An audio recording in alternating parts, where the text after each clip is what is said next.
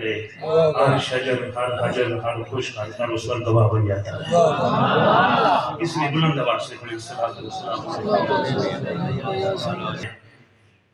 اس کا اندازہ اس بات سے لگائیے کہ رسول رحمت جناب محمد مصطفیٰ صلی اللہ تعالیٰ علیہ وسلم ایک جنازہ سے فارغ ہوئے۔ علامہ سمہودی نے یہ روایت نقل کی ہے، اگر دیکھنا چاہیں تو دیکھ سکتے ہیں، اور جگہوں پہ بھی ہے، تھوڑی مختصر ہے، لیکن یہ جو میں بیان کرنے لگا ہوں اس کا خلاصہ۔ سرکار علیہ الصلوۃ والسلام نے فرمایا کہ تدفین میں جلدی نہ کرنا۔ آپ تشریف لائے اور آپ اس قبر میں اتر گئے۔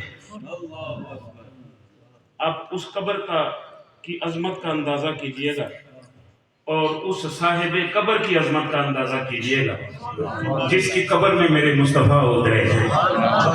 اندازہ کیجئے گا۔ یقیناً اپنے مرید کے لیے پیر صاحب دعا کریں تو پیر مرید خوش ہوگا، یقیناً خوش ہوگا۔ استاد شاگرد کے لیے دعا کرے، یقیناً خوش ہوگا۔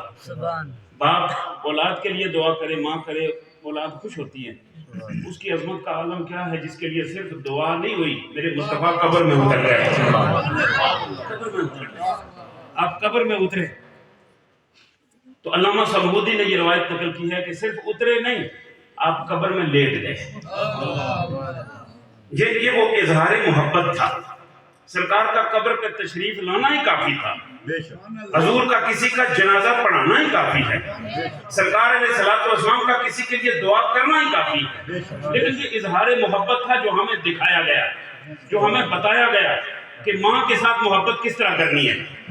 آپ لیٹ گئے، تھوڑی دیر لیٹے رہے اور پھر اٹھ کے بیٹھ گئے اور بیٹھے رہے۔ بعض روایات میں یہ بات نہیں ہے، لیکن علامہ سمہودی نے یہ بھی رقم کیا کہ آپ بیٹھ کے آپ نے پھر خاموش نہیں بیٹھے رہے، قبر میں بیٹھ کے آپ نے اللہ کے قرآن کی تلاوت فرمائی۔ قبر میں لیٹے بیٹھے اور قرآن کی تلاوت فرمائی۔ آپ کی چشمان مقدس بھی اشکبار ہوئی۔ کافی دیر کے بعد باہر تشریف لائے، پھر تدفین کا عمل مکمل ہوا، مٹی ڈالی گئی، دعائیں مانگی گئی۔ جب فارغ ہوئے تو صحابہ اکتساب علم کے لیے عرض کرتے تھے نا، عرض کیا یا رسول اللہ صلی اللہ علیہ وسلم، یہ منظر پہلے کبھی نہیں دیکھا، یہ خوش نصیبی پہلے کسی کی نہیں دیکھی۔ بہت سے جنازے گزرے، بہت سی تدفینیں ہوئیں، لیکن آج آپ لیٹ بھی گئے، بیٹھ بھی گئے، قرآن کی تلاوت بھی فرمائی، اپنے ہاتھوں سے تدفین بھی فرمائی، اپنے ہاتھوں سے مٹی بھی ڈالی، اپنے ہاتھوں کو رحمت برے ہاتھ بلند کر کے دعائیں بھی مانگی۔ یہ خوش نصیب کون ہے؟ تو سرکار علیہ الصلوۃ والسلام نے فرمایا یہ وہ میری ماں ہے جس نے میری ماں کے بعد مجھے ماں بن کے پالا ہے۔ آپ جانتے ہیں وہ کون ہے؟ فاطمہ بنت اسد رضی اللہ تعالی عنہا، مولا علی کی والدہ، جنہوں نے بچپن میں جناب محمد مصطفیٰ کی پرورش کی تھی۔